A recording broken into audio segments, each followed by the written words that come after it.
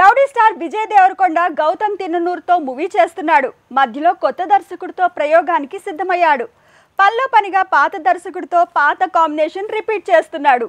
వీటితో పాటు విచిత్రంగా మళ్ళీ సందీప్ రెడ్డి వంగకి టచ్ లోకి వెళ్ళాడు. ఇంతకీ ఏం జరుగుతోంది? విజయ్ దేవరకొండ ఫ్యామిలీ స్టార్ తో పంచిపడ్డాక లెక్కలు మార్చాడు.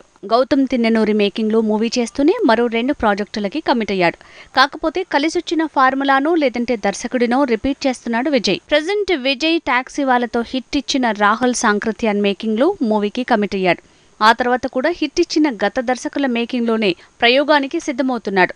సందీప్ రెడ్డి వంగకి టచ్ లోకి వెళ్లాడంటున్నారు. దిల్ రాజు ప్రొడక్షన్ లో విజయ్ చేయనున్న కొత్త మూవీ మాత్రం కొత్త దర్శకుడితోనే చేయబోతున్నాడు.